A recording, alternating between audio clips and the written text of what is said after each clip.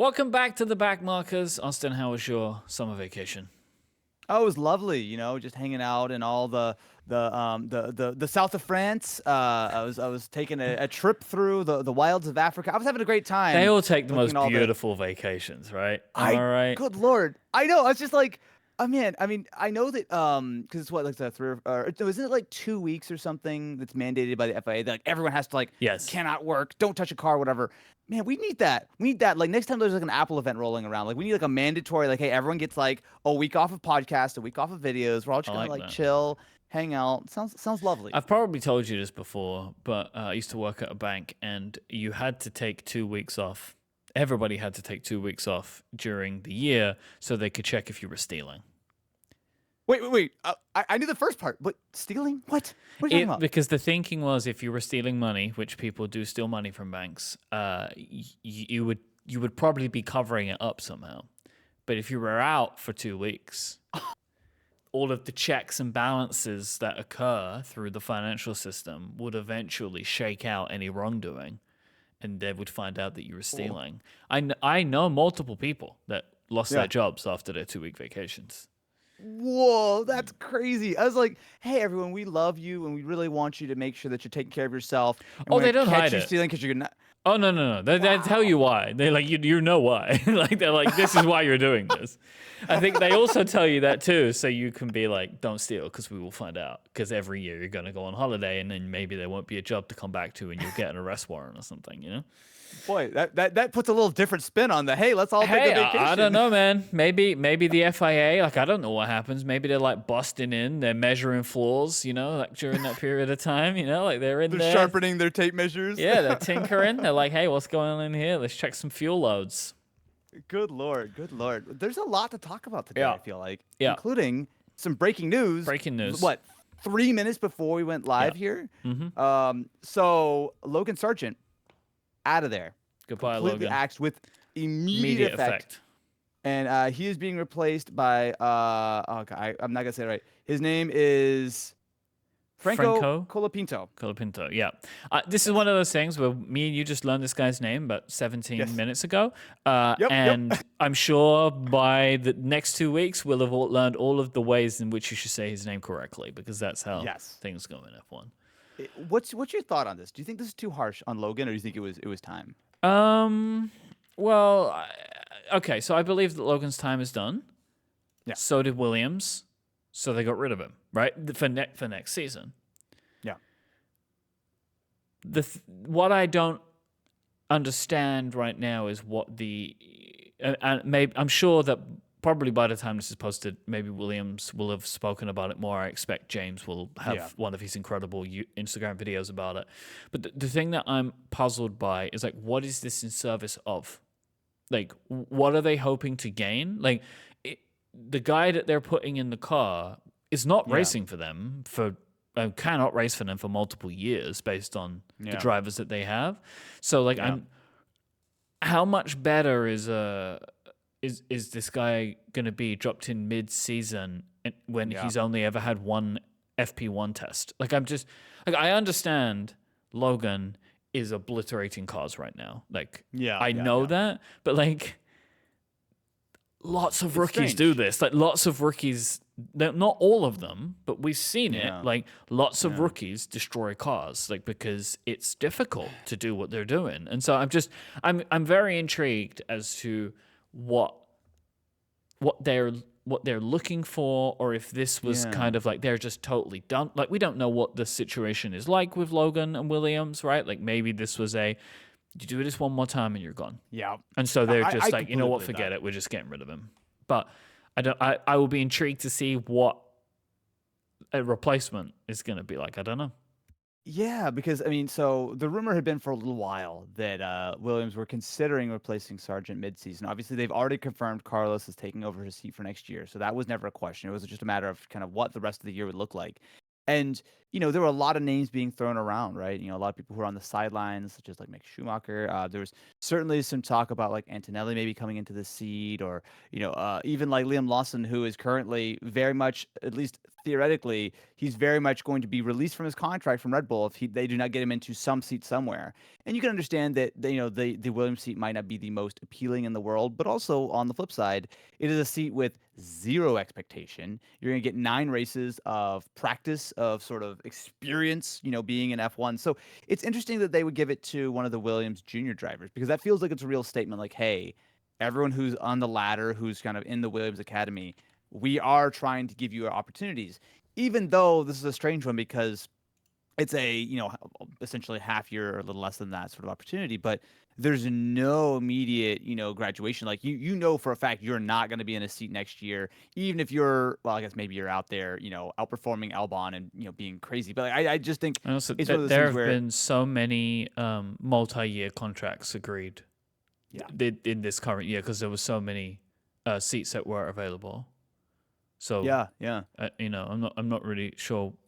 Yeah, it's just interesting. Like you mentioned a couple of names, and to me, I'm like, why not do a favor for someone? Like why not do a favor for Mercedes? Why not do a favor for Red Bull? Like that benefits you as well. But yeah, maybe it's what you're saying. They Williams are trying to re-establish themselves into the future, and so they can use this as an opportunity to attract more talent to the driving academy, because they can point to them and be like, well, look, we did this. When was the last time Red Bull did this? They have like a queue of people going out the door. Ferrari, they have a queue of people. Ferrari just signed someone in his 40s, right? Like Lewis Hamilton. Where like I was like Ferrari, what F2 drivers in their 40s? Ferrari have, can you imagine? That'd be so incredible. I would love that so much if someone did that. Ferrari have like a long list of people in their driver academy, but they bring somebody else in instead, right? So but then again, but Williams just did that too. So like it's 6 of one, half dozen of another, right? They had the opportunity of bringing anybody in to take that seat, but they gave it to Carlos instead. So it's I don't know. This is a really weird one to me. Yeah, it'll be interesting to see.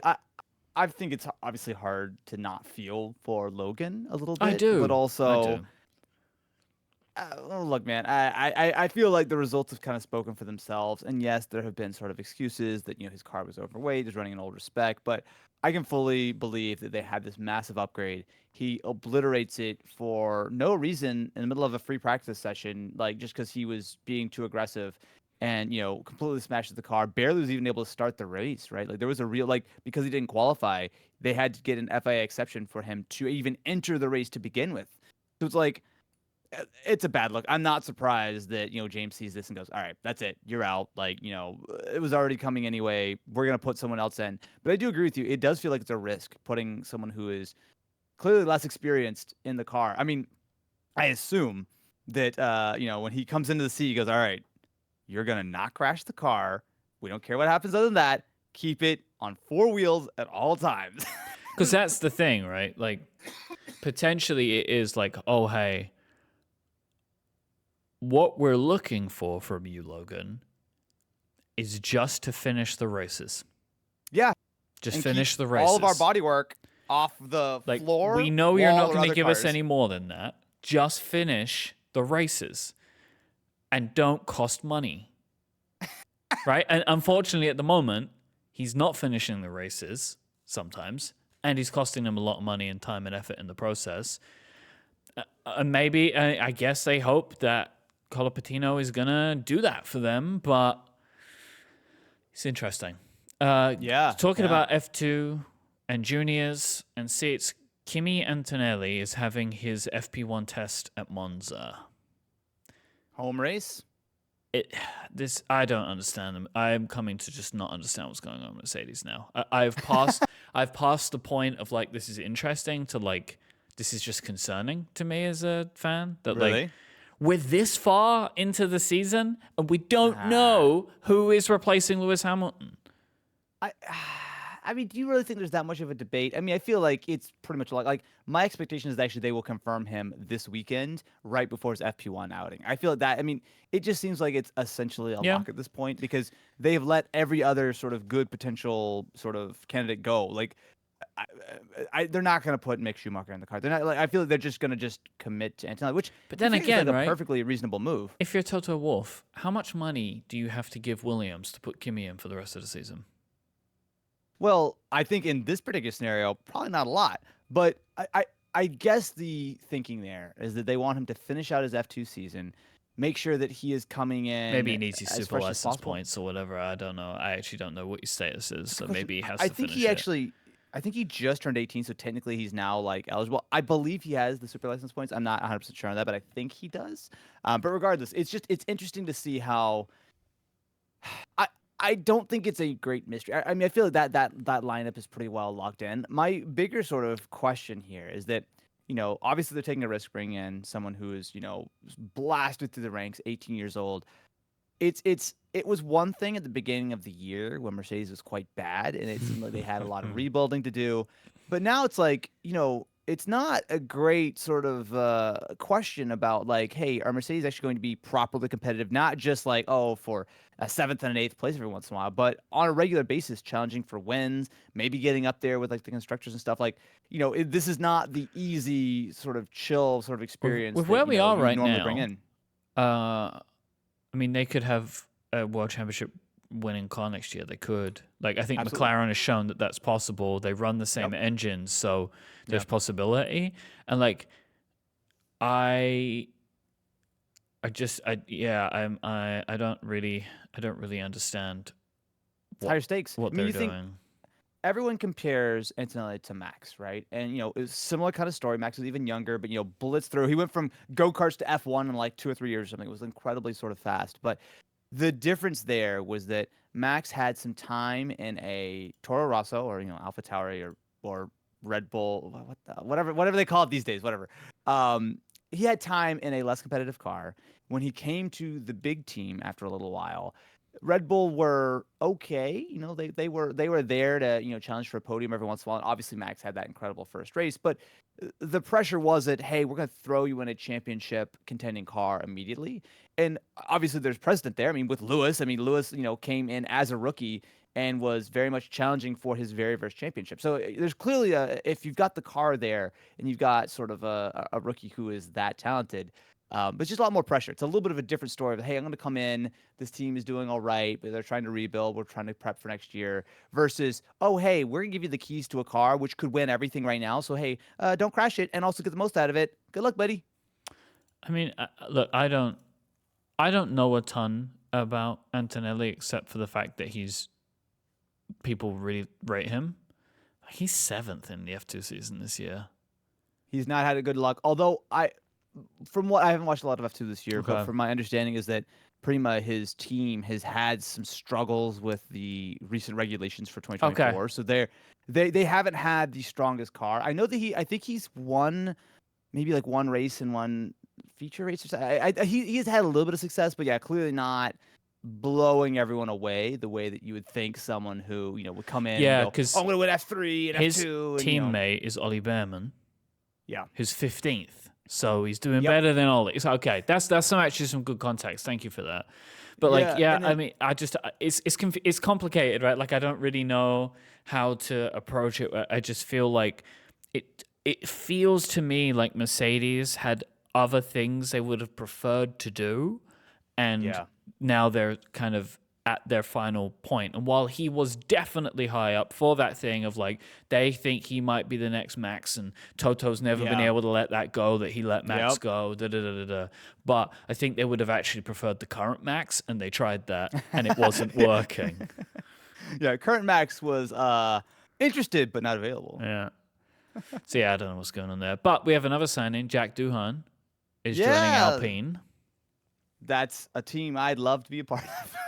Hey, look, I mean, you get to a certain point, you just got to get your foot in the door, right? And That's absolutely true. because if you can get in and you can have a season where you outperform your teammate, then you can Yeah. maybe move on to greater things. Like there is a lot of, again, this is going back to Antonelli, right? There's a lot of grading on a curve in these single seat Mm-hmm. championships where, as you say, if the car's not doing well, but a driver can perform pretty decently in it, then you can rate them. Look at George Russell. Yeah. It's Yeah. like That's George very is like true. a perfect example of that. It's interesting to see. I mean, I think that the Alpine seed is one of the biggest wild cards. I mean, obviously they started out this year incredibly poorly. They've come up to, I think, a little bit closer to what their true level is, which is bottom half of the table, but able to grab a few points here and there, but ultimately not competitive in the way that you would think a work team should be. But it also feels like one of those seats that does feel like it's a little lower pressure. I mean, you're up against a driver and Pierre who's very, very well rated. I think most people can agree he's, on the sharper end of the grid. And it's like it's interesting to see how when you come into a team like that who maybe have a decent car, maybe don't, but clearly have an enormous amount of I don't know how to phrase it. Like it's clearly a team that is not firing on all cylinders. There's a lot of sort of things going on behind the scenes between the engine project lightly being shut down, which is probably ultimately a net positive, but also the constant rumors that they're trying to sell that team to anyone who will give them a cool $1 billion. It just it feels like one of those things where if you want to get in as a rookie, you could do a lot worse than that Alpine seat because no one expects you to do anything all that impressive as long as you don't just get absolutely obliterated by Pierre, which is very, very possible. It seems fine. It's maybe not the most exciting storyline in the 2025 lineup. Yeah, I think you're completely right that you could come into that team and you could maybe make a bit of a name for yourself because the expectations are basically zero. Yes, exactly. There's So low it could be downside and interesting. higher upside because everyone expects you to lose to Pierre. But if you are competitive with him, people are like, "Hey, this Jack guy, maybe he's a good candidate for X or Y team." It worked for Like Yuki, I feel like. No, I genuinely mean that. I think he performed well again. He ended up being yeah, able to perform well enough, and so I think it's kept him around for the time that he's been around because I think that he's proven himself to be better than people expected him to be. It did not that's true. work for Nick DeVries. Yeah, yeah, that is true. This That was is kind of, I DeVries' guess, plan, but it didn't work. that's the downside of that, right? Of like, you come into a seat and you completely bomb. Well, then you know that you're going to be shown the door quickly. So, Hmm.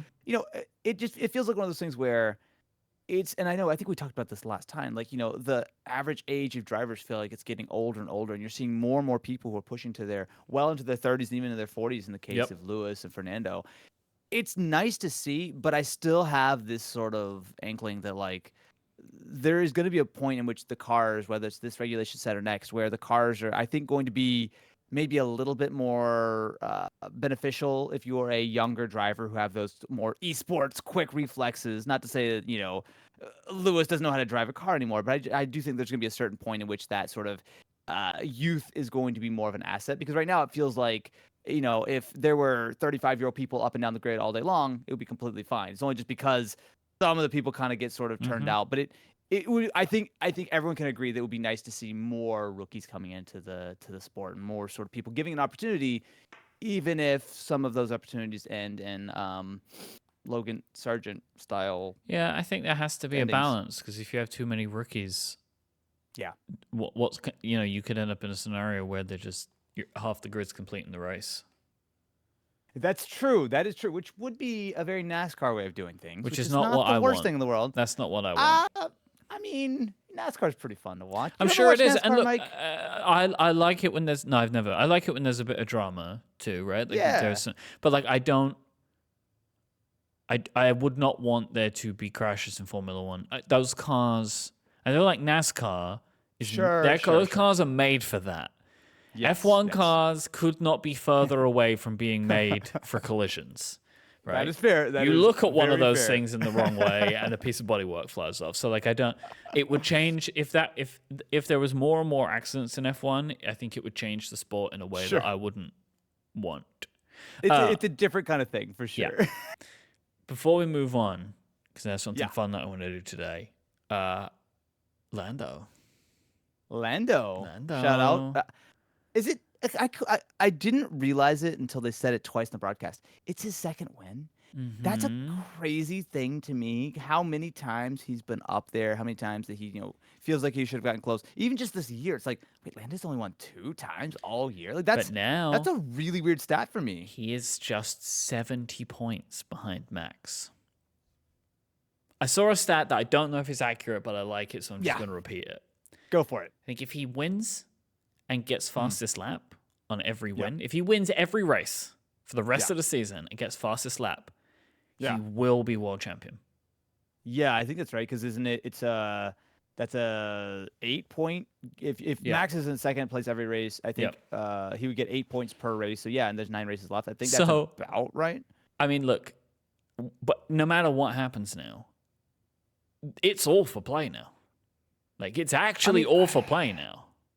I I don't think we can quite ring the alarm bell on that No, yet. I I'm think not we saying it's going to need. happen. I'm just saying it's Yeah. incredible that we're at this point. We're coming back from the Yes. summer break, and Yes. we have gotten to the stage compared to the beginning of the year that it is possible that Max Verstappen will not be the world champion now. Where Yes. just when we recorded our last episode, I didn't think that that was possible. But now Yeah. there is possibility. Now, what I am convinced is going to happen now, because there is just a 30-point gap between Hmm. McLaren and Red Bull. Like I would be convinced 100%, lock it in, McLaren's the world champion, like the constructor champions this year. That will be Yeah. just incredible.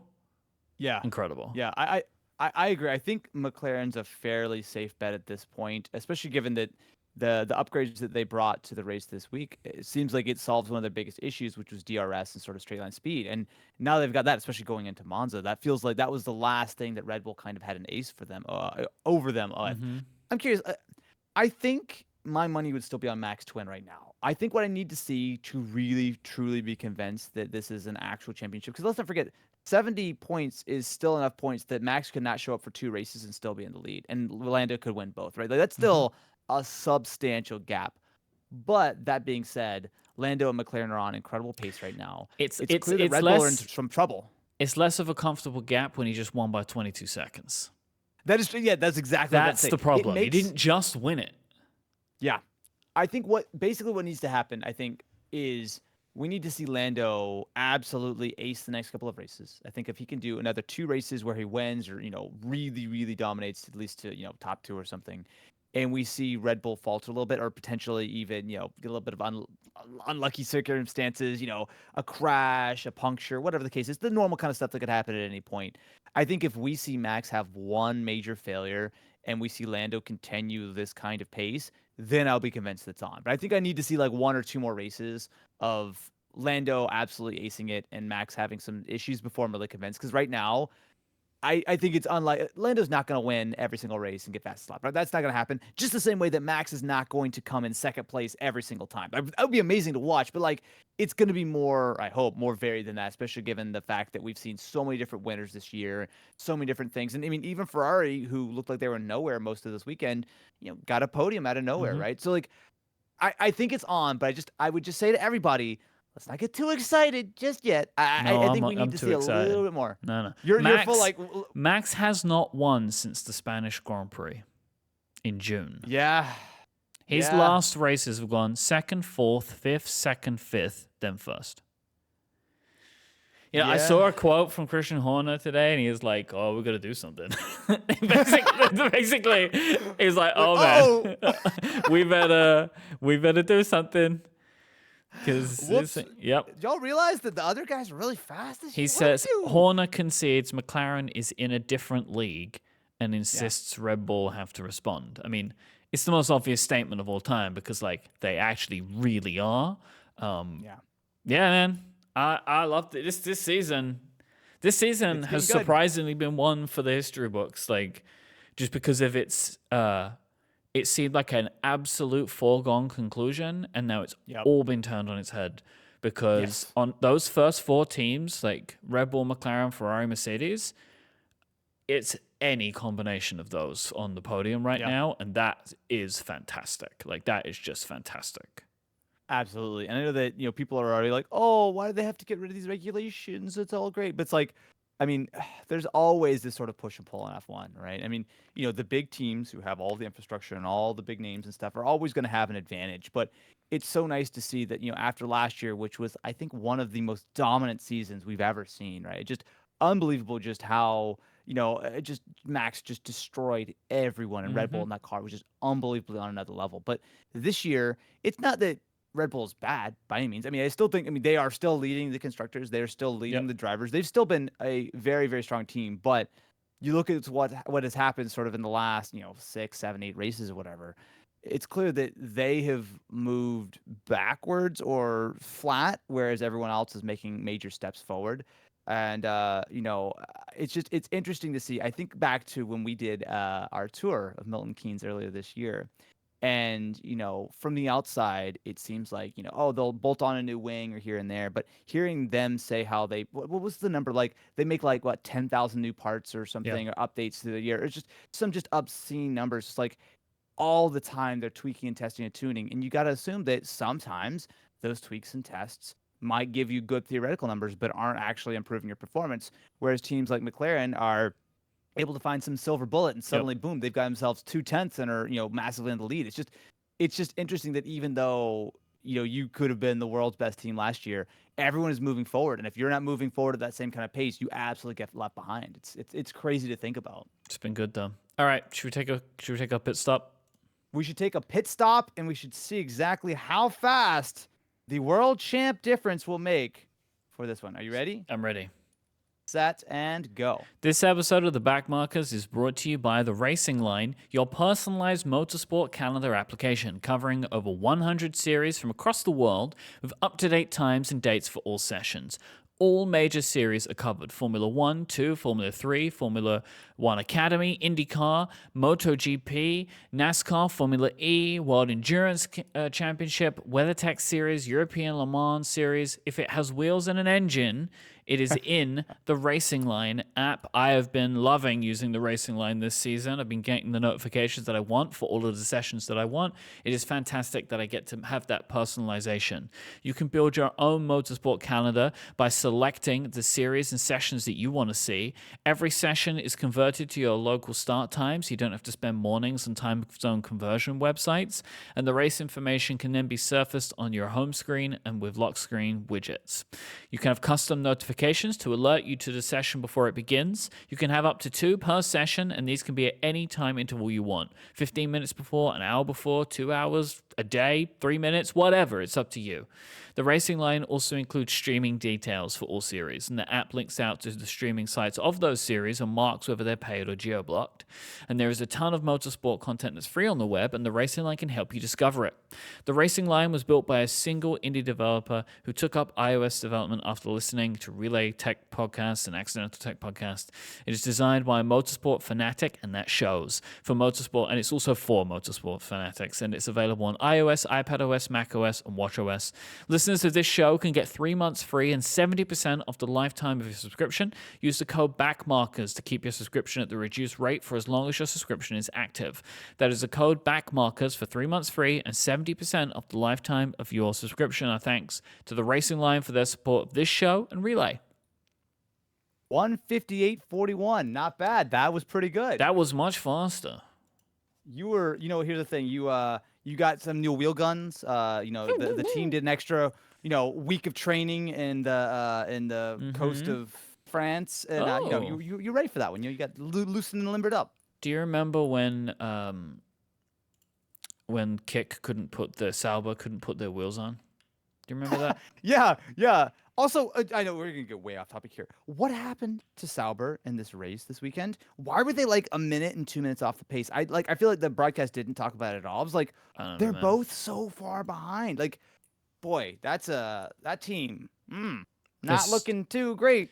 So we can work that out. So what I want to do, I want to tier list rank the 2025 driver lineups for each team. We will be including the teams that haven't got a filled seat. There's only 2 of them right now. Oh, 3 of them, sorry, which is Kick Sauber, who have just Hulkenberg, RB, who have Tsunoda, and Russell, who have Mercedes. We're going to include these in a way of like, what is their potential for the second person that they can go for? I am gonna. I have a good graphic here. I like these graphics that the F1 Instagram account posts where it shows the lineup. So I'm just gonna go in the lineup order that they've got. So Sure, let's do it. tier ranking, as I'm sure listeners know, you start with S tier at the top, all the way down to. We're gonna go to D tier. We're gonna go S A B C D. Let's start with Red Bull, Max Verstappen, Sergio Perez. So, for the purposes of this thought exercise, we're going to assume that these lineups are set in stone because, of course, no one has ever been fired mid-season. No one has ever been gently shown the door by after their contract's been signed. We're just going to assume this is all accurate. And like you said, we can make some educated guesses on the rest. So, assuming their good buddy Sergio is going to be racing alongside Max next year. I mean, I think that this is a classic case of one of, if not the best drivers on the grid, and a, let's be honest, good but not spectacular number two. Yep. Right? It's easy to forget that, while Checo is not looking good right now, and there's been plenty of talk, I'm sure it was nice for him to have a weekend where he wasn't absolutely in 15th place the whole time. It's one of those things where it's just worth remembering. Everyone who goes against Max looks bad. He embarrasses everyone, with the only slight exception being Daniel Ricciardo, and even then, like, Max still sort of had the overall edge on him, especially given how early that was in his career. So I give a little bit more sympathy to Checo, especially given the way that the Red Bull's designed and blah blah blah. Like, clearly not by himself an S tier driver, but he is paired with an S tier driver. I would say, and I totally open to debate. I just throwing it out there. I would actually still lean toward A. Yes. Mostly on the strength of how great Max is. I think that's... Yes, I agree completely. Because we're ranking the lineup. Max Verstappen is S+++. Sergio is maybe a B. Right I would now. agree with that. Exactly. And so if we're ranking them together, they can't be S as a lineup. Now, like, it's kind of weird thing of, like, obviously Red Bull, the team, they're an S tier team. But if we're looking at these two drivers in this car, they would have to come an A because, like, Max will hold him back. But if we're doing individual ranking, I mean, Max Verstappen is top of S tier. Like, no one can budge him right now. Well, Okay. I'm glad we're on the same page here. I wasn't sure if we were going to get a little contentious with this one because I know that lately a lot of the, especially, we're going back, a month or two, people are like, oh, Sergio is F tier. I was like, well, okay, but think about the context here. Obviously, bad few races, but okay. He's very, like, solid middle of the road, right? Yes, I agree. Absolutely. Classic second driver at a top team, right? Like, there's been lots of these kind of drivers over the years. They serve a very important role. Are they the absolute best on the grid? No, but they will, first of all, not cause problems, which is one of the main things when you have a superstar driver, and deliver points most of the time. Maybe there's room for improvement, but... I mean, there is. He's seventh. He's just, like, slipping down that table. But, yes. Yeah, but I feel okay A tier on that one. What are your thoughts on Ferrari featuring Leclerc and Hamilton? I mean, on potential, this is S tier, I think. For me, I think that, I mean, I'm tipping my hand now.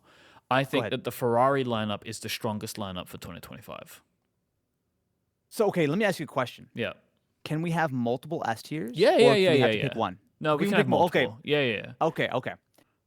I would definitely agree. One of the best lineups, right? You've got enormous experience. I think Lewis has shown that while maybe he doesn't have the outright, like, raw qualifying pace that maybe he did back in the day, but his racecraft, his awareness, you can tell that there are certain drivers who have this sort of, like, extra mental capacity, that they're driving the car on the limit and they're also watching the signs or thinking about the strategy, whatever. Like there's a certain level of when you win this many championships, when you have proven yourself to be this good of a driver for this many years, that I think Lewis is right up there among the very, very best of all time, and certainly even today. And I also rate Leclerc pretty highly. I would, on the whole of it, I actually would still take Lewis slightly over Leclerc if I was just ranking them as individuals. I still think Charles is an amazing driver. And without I think that, Max Verstappen, this is terrible. So without Max Verstappen, Charles Leclerc probably would have been a world champion at some point. Like, I think if you take Max out of it, Charles is so good. Yes. But yeah, I mean, I feel like you have to rate Hamilton over Charles. Like, I just think Yeah. you kind of do. I think really the only person on the grid that you would make that argument is Max. Like, I think you put the two of them together and I you can I argue it out yep. all day. But I Yes. don't think that, like, look, it's obvious what's happening. Like, Lewis is number one driver at Ferrari. Like, that's, Ooh, I mean, those are fighting words right there, Mike. Ferrari can do whatever they want to do, but Yeah. I mean, look, here's the thing about Lewis, though, right? Like, I actually see there are two incredibly plausible ways that this goes. Is he goes in Yeah. and has a great season, or it's almost Yeah. like a Seb Vettel or Aston Martin kind of situation where just like Ooh. nothing works because Yeah. Lewis has had a very stable environment around him for a long time. True. He Very true. has none of that. Like none of his team is going with him. It seems. I know that it was reported that like, and it has been announced like Bono is actually getting a promotion at Mercedes, but I remember when this happened that there was a rule that Lewis couldn't poach. So like Bono wasn't Sure. going anyway. I think anyone that I know that some people are going from Mercedes to Ferrari, but there is a longer period of time, like a gardening leave we call it, right, where they're not actually just Right. allowed to jump over with him. I recall reading that anyway. I don't know the situation. Sure. Yeah. But yeah, I think the Lewis situation could either be incredible or it could just be too much of a culture shift for him, and he might not be able to handle it. I mean, I will give him a lot of props that he made an incredibly bold decision for what is presumably the final sort of move of his career. I Yep. think that, everyone loves Ferrari. Everyone has that sort of passion for the team. And I think that, it's like a lot of drivers over the years have wanted to either drive for Ferrari or end their career at Ferrari at some point. So I think it makes a lot of sense. I think I can give you S tier for this one. I can't think of a single better pairing on the grid No. as far as going into 2025. I think you've got the raw speed and talent of Leclerc. You've got the wiliness and the incredible experience and still tons of speed on his own when it comes to Lewis. I think the driver pairing is great, and I think the question is going to be entirely down to where they're able to push that car for next year because they've got two incredibly talented drivers behind the wheel. I'm just so intrigued to see what happens. I just don't. I'm very excited to see and something else I'm actually really intrigued about is like, is Lewis Hamilton like so? Okay, Lewis is not in any of the Mercedes social stuff, right? He's maybe the only driver on the grid that is not involved in shorts and stuff like that, except for like on race days, they're following him around. But like he doesn't do all of the stuff that everyone does.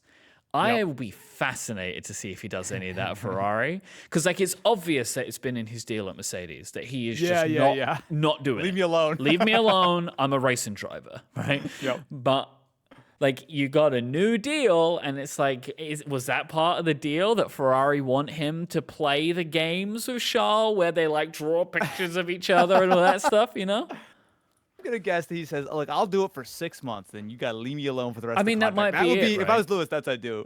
Because I You gotta do get feel that like initial boom. he kind of has to play the game when he moves a bit. Like he kind of has to. Yeah. You can't just course. be like the Lewis we know. Like he's got to show that he's excited to be at the team. Anyway, all right, Aston Martin, Fernando Alonso, Lance Stroll.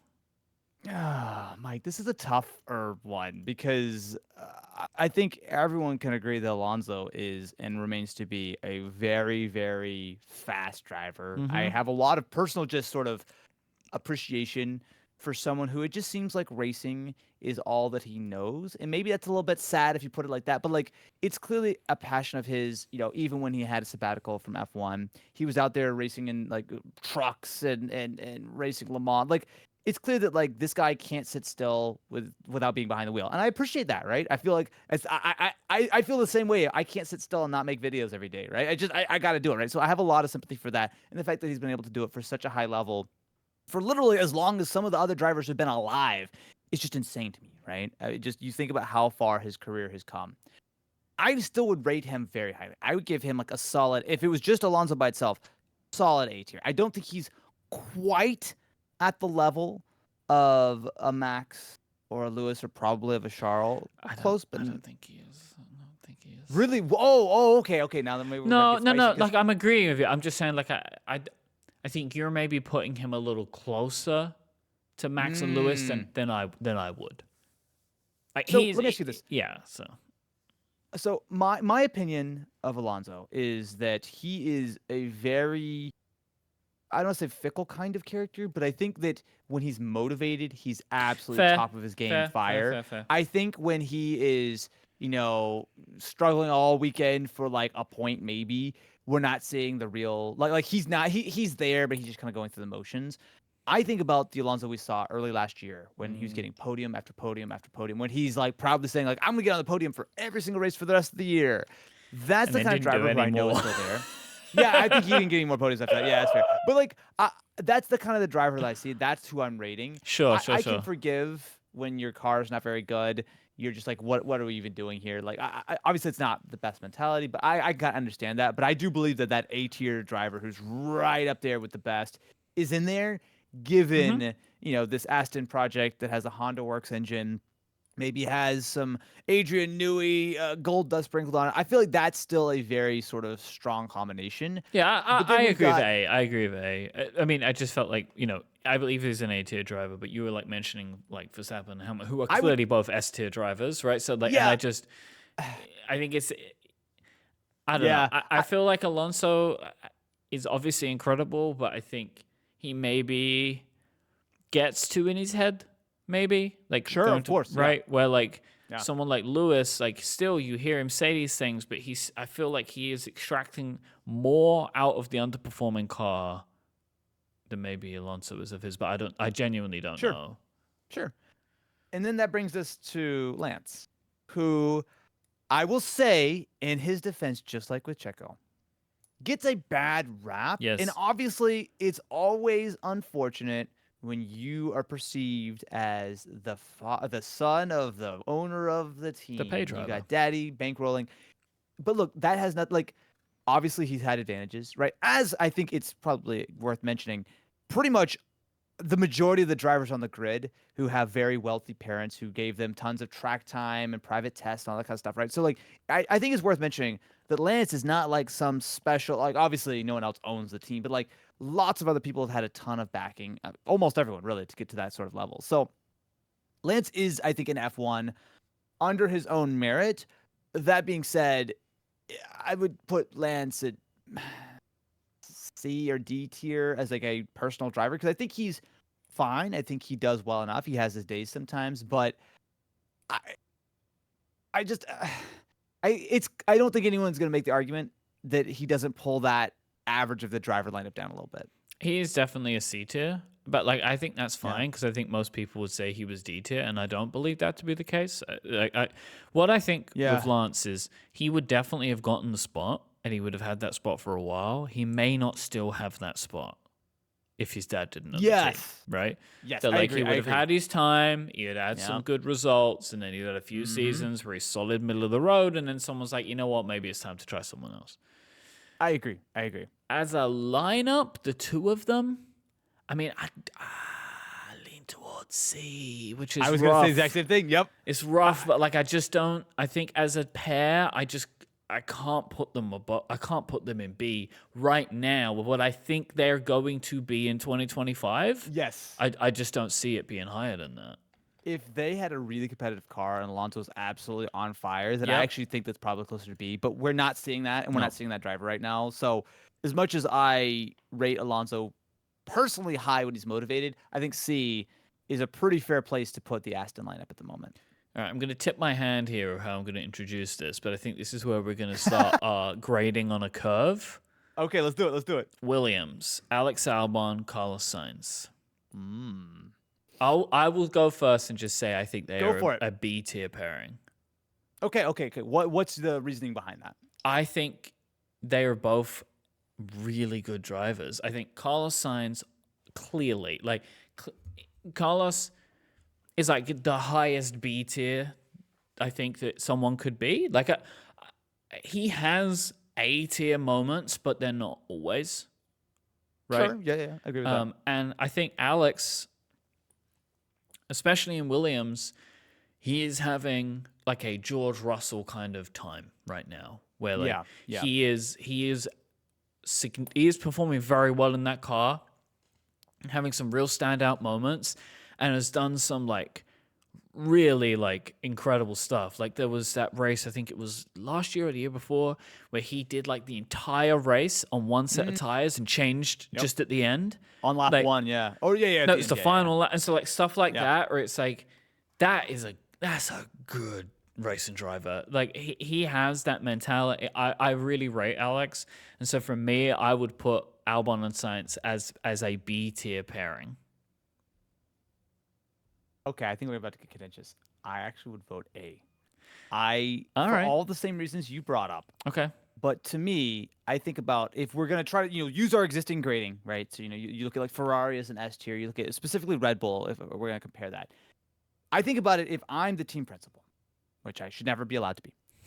If I look at, would you rather have the best driver on the grid and an okay driver, or would you rather have two very good drivers who are working together as a team? And to me, as much as that superstar is probably the right move for a lot of reasons, including commercial, Hmm. I actually would prefer to have two really good and well matched drivers who can push each other. I think that Williams is a team who are punching well above their weight when it comes to their talent versus the vehicles that they have sort of been able to produce.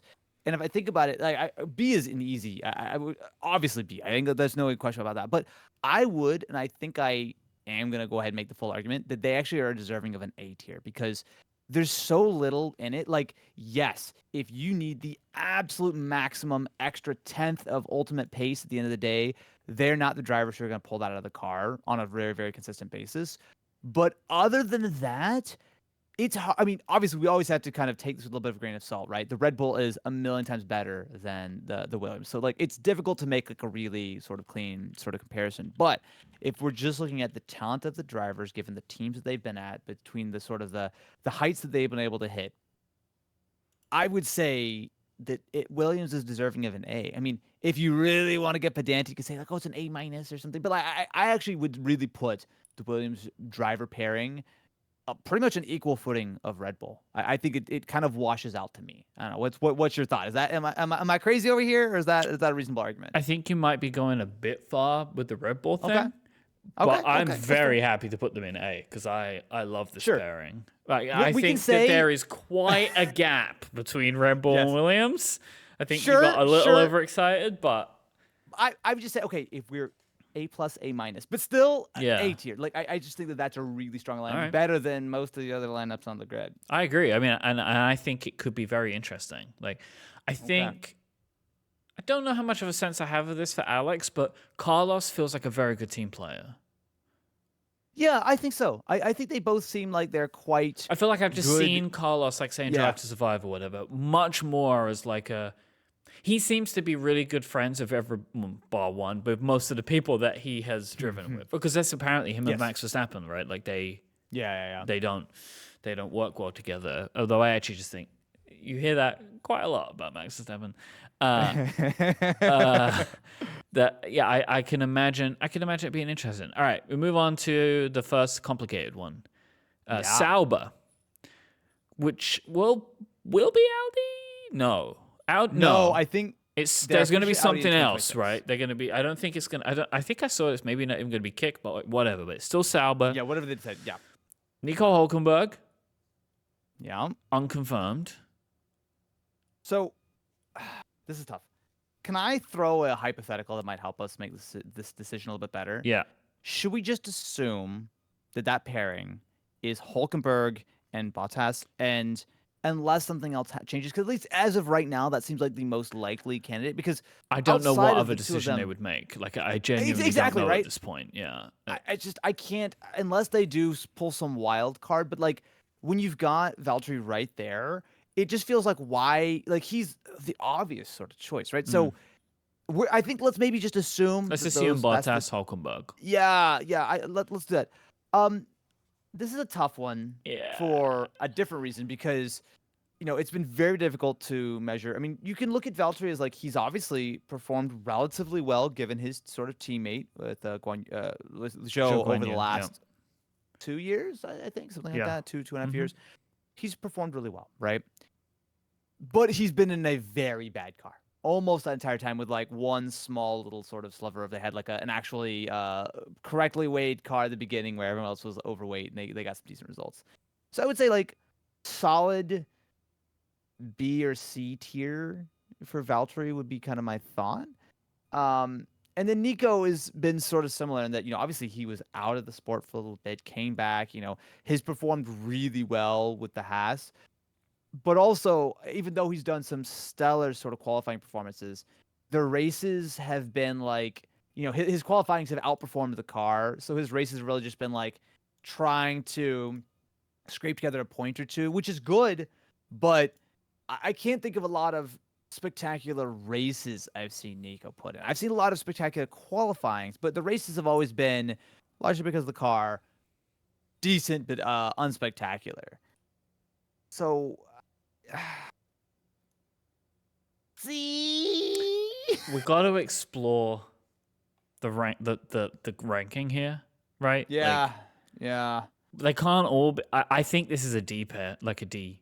Really? Whoa! I just Whoa! don't. Whoa! I Whoa! Are you don't. sure? I don't. What am I getting Oh. here? Like, we got to explore the whole system, right? Like, here's what I said.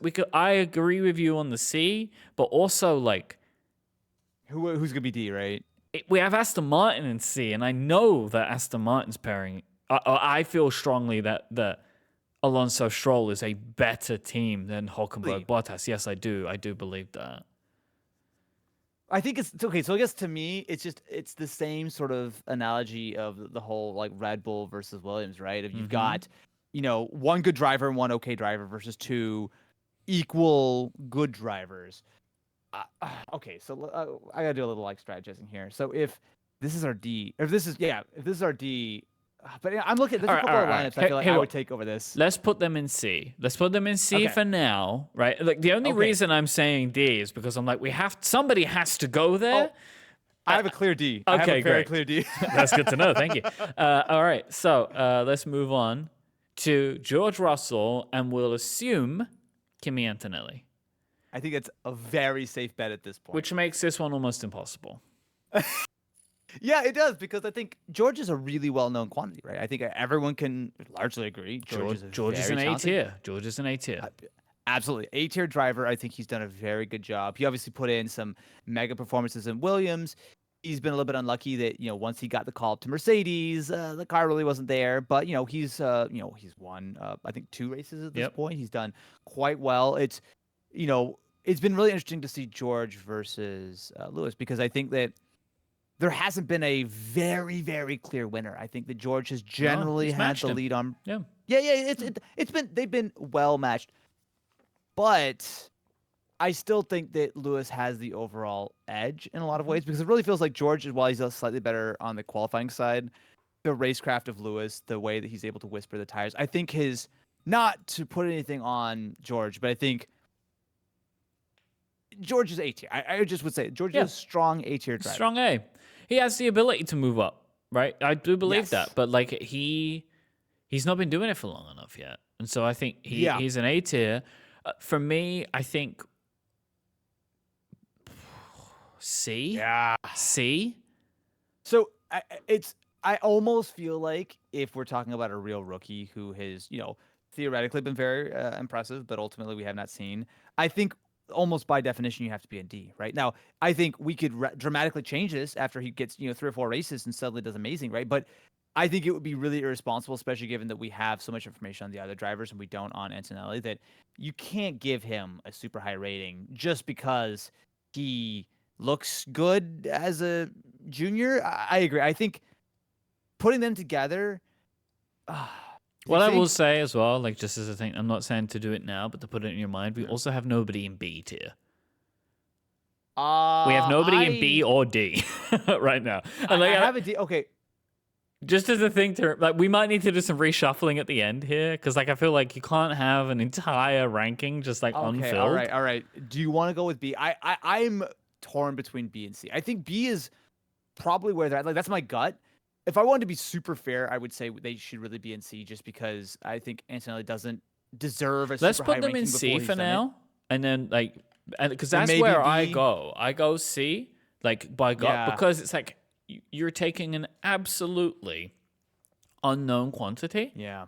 and Yeah. putting him in with an A tier driver. And it's like, I think you're right. Like, you start at D and have to move up. Like, and Yeah. he Yeah. may, Yeah. in his first season, he might be an S tier, right? Like, he might be. Absolutely. He might win the world championship. Like, nobody knows. Yeah. But we can't, Yeah. it feels super weird now with how little we have both know about this guy to be like, oh, yeah, Yeah. A tier. You know, like, it's just weird.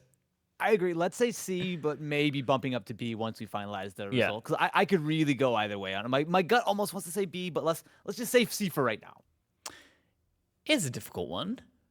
No, it's not. It's really easy. Lando Norris, Oscar Piastri. S tier. Yeah, okay, it's not difficult then. It's easy, right? It's I easy. think Lando has been driving absolutely impeccably this year.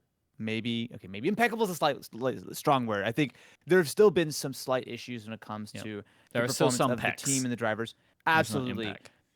But I think these things are much more noticeable because everyone is operating at such a high level, and the car really has been sort of really tremendous this year. I mean, I think if we're going to give a team rating, I was like, oh, McLaren as a team have outperformed everybody right now, right? Oh, And I think the drivers have not quite been to that level. like right now, 2024, they are the S team. They are the absolute number one driver pairing.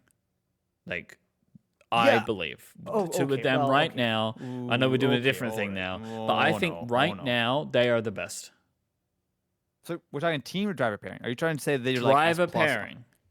Okay. So I would say that Lando is very good. I would say he is an S tier driver. I would say maybe a half step behind a Max, but probably on the level of like a Leclerc or a Lewis, in my opinion. Mm-hmm. Maybe slightly overrated. I think some might argue, but I would say that he's really shown he's got the speed. He's had the experience where he's really there. I would say that when you look at what Piastri has done, it's his second year, right? He started the same time as Logan, right? Just for some context. I think that he has done a phenomenal job.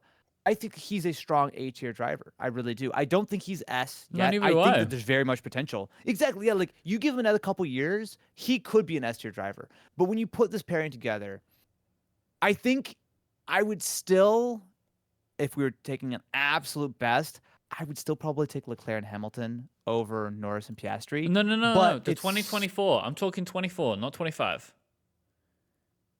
Sure. Oh, wait. Because wait, are I we doing- still would take Ferrari over McLaren as like the best driver pairing for 25. In 2024, like right now, I think they're the Okay, best I pairing on the grid. I agree with that. 100% agree with Okay. that.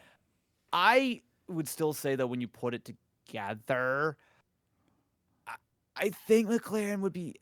Mercedes A are very the strong A other or one. S. And like Mercedes are close to them. I think like in Yeah. in current, like I think of you again, like not teams, but like the pairing of drivers, how Yeah, yeah, good yeah. they are. Well, I think Yes. also how they work together does play into it. Like Sure, I think that both of those teams, they have it like that they would be S tier. So yeah, I think that for 25, McLaren is S tier. I think so too. I would Yeah. ever so slightly put Ferrari over the top I on it, agree but with that. it's not. There's not a lot in it. I think that Because look, we're judging on potential for 25, and Yeah. there is more potential in a Leclerc Hamilton, because I think so. Yeah. like both no- of those, like- like I feel like Norris is more likely to win than Oscar. I don't Yeah. know yet who's more likely to win out of Leclerc and Hamilton, but I believe they can both win, and like that's the interesting Yeah. part.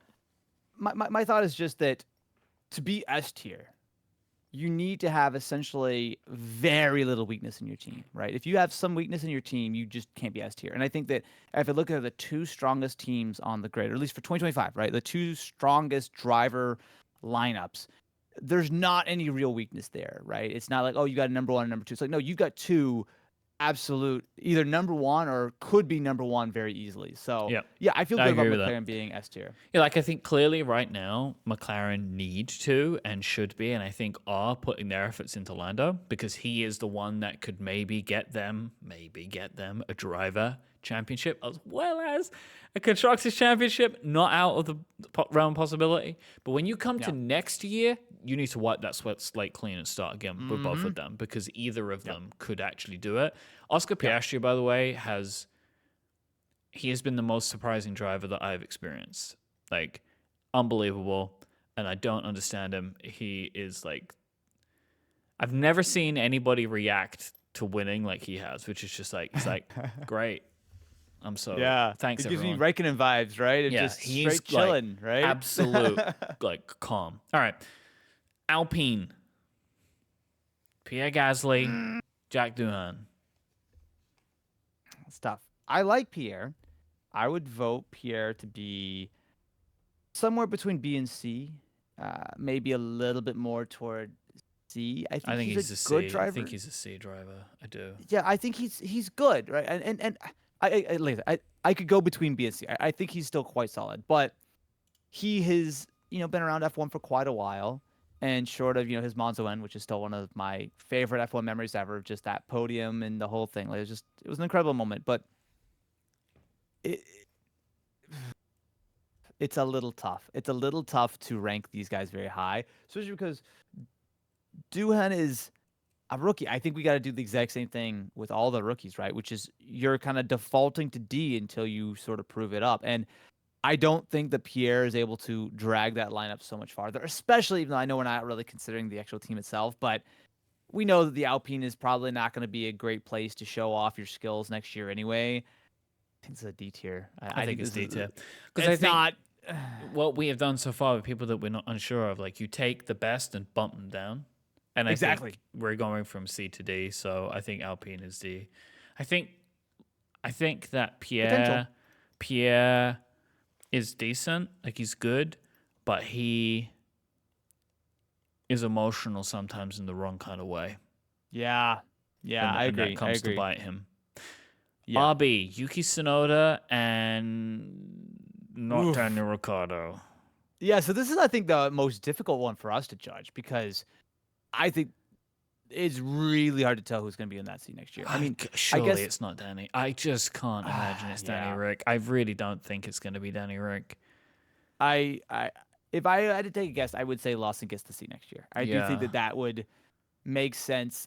Yeah, it's kind of tough too, because RB have had some decent races this year, but also have been largely pretty whatever. And I think that it's always a little bit more difficult to judge, because, like, you think back to the old Williams days where, George would pull heroics out. Like, that's a very clear, like, hey, I'm outperforming the car.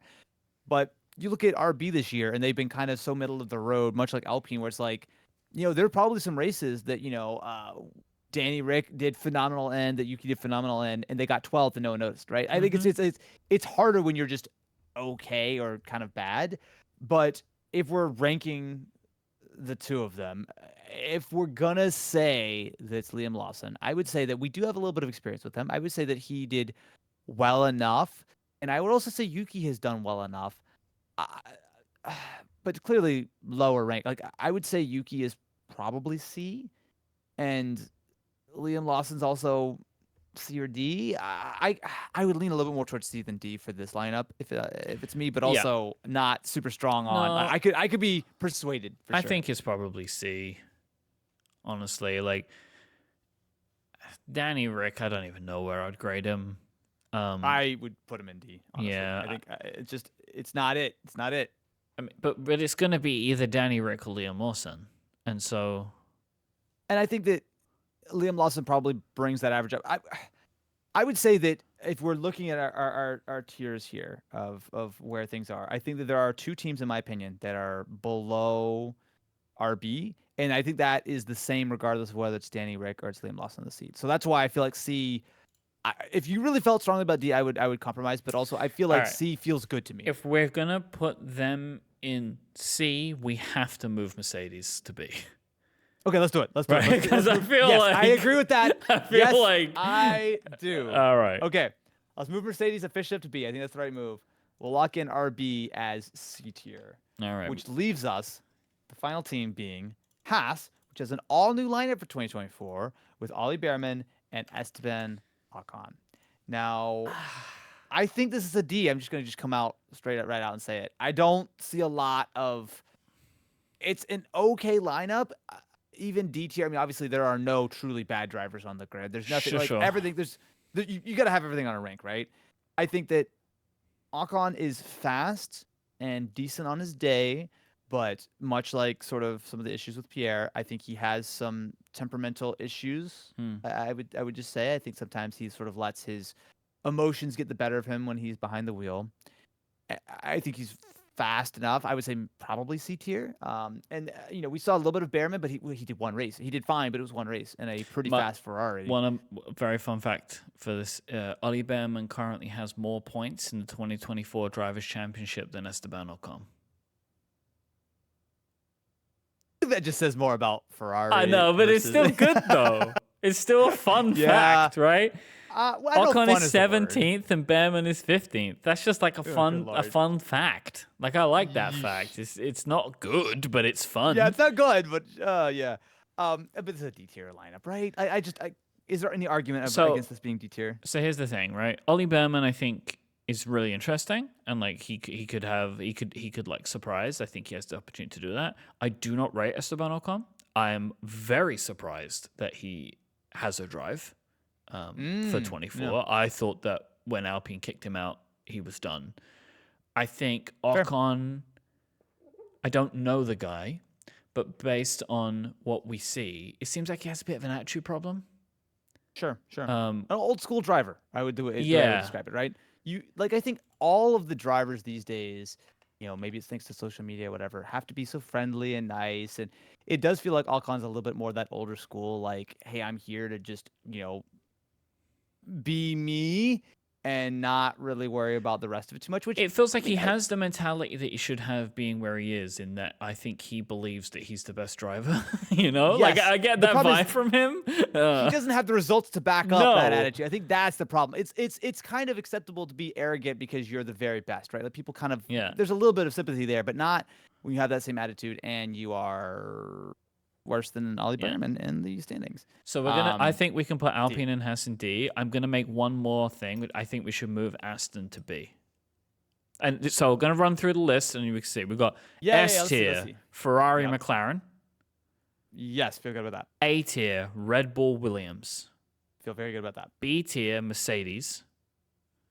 C tier Aston Martin, Sauber, RB. D tier Alpine and Haas. I just feel like there is a bit of a jump from Aston Martin to Sauber or RB. Okay, so yes, I do sort of agree, but also I feel like if we move Aston up to B, aren't we just kind of rebuilding the Constructors' Championship, basically? Like, I feel like we can't... Williams is in there, and Red Bull's third. That's the only one that... Okay, but like, they're both... It's very close to the way that the whole thing has been. But but Austin, that's what it should be, though. What you have said is how it should... No, but it should be like read the Constructors. But it should be like that. But we haven't rebuilt the Constructors' Championship exactly because we put Ferrari and McLaren as at the top, Red Bull as level with Williams. Okay. And then Mercedes is underneath all of them. Then we go Aston Martin, Sauber, RB. Sauber should be at the very bottom, but they're not. No, but the Sauber car is bad. The drivers, I would say, are pretty good. I feel Sauber's an easy C, right? We can leave Aston Martin in C, but I'm just putting it out there. If you really wanted to move something, I would actually vote to move RB down to D versus moving Aston up to B, because I still think that as solid as I feel like Alonso is, Stroll brings that lineup down, and as solid as I think that George is, and I think that Antonelli will be, the Sauber lineup is really good. Like I feel like I don't think I rate Bottas Hulkenberg as highly as you do. Really, I just think Bottas is pretty good. And Hulkenberg is quite solid. For me, Lawson Sonoda, I would rate higher. What? I would. What? I would rate that higher. Crazy pills over here. I think that's more interesting. I think there is much more interesting driving to be had in that young pairing than Nico Hulkenberg and Valtteri Bottas. I do. I'm happy to leave it as it is, too. Yeah, I'm happy to leave it as it is. let's maybe leave it as is, because I feel like we're not like this is getting to the point where we're gonna get like real snippy on it. Maybe we should leave it up to the backmarkers audience to help us decide how wrong this list Austin, is. I don't think I want to know what people have to say about this. Honestly, I Everyone will think agree, I'm sure. Austin says let him know. I say just I don't know, publish it on your own social media channel for other people to see. We don't need to see Threads it. is available. We're Yeah. both on Threads. Just hit us up. Let us know what your thoughts are on our fine driver lineup. man. Canonically correct, backmarkers approved. Lucky that We have to keep this. I'm going to keep this so we can see where we are next year. I'm putting that at the bottom of our document. You know what? I am very happy to revisit. It will definitely change. I think some of the rookie lineups are going to be brought up, and some people will probably get fired or whatever. But I feel like there are worse tier lists. Not a lot worse, but there are worse ones, and I think we made an okay one. We'll see about that. We'll be back, I guess, probably towards the end of the season. I think probably for our season wrap-up is the next time you hear from us. So enjoy the rest of this season. Let's go, McLaren. Until then, say goodbye, Austin. Goodbye, farewell, and let us all sleep well, knowing that we have a tier list under our belts that is something we can all be proud of. No debate here, just all positive reinforcement.